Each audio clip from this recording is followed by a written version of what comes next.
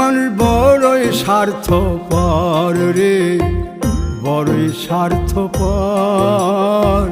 বুকের মাঝে জায়গা দিলে যতন কইরা ভাঙ্গে রে অন্তর। মানুষ বড়ই স্বার্থপর রে, বড়ই স্বার্থপর। বুকের মাঝে জায়গা দিলে যতন কইরা ভাঙ্গে রে অন্তর।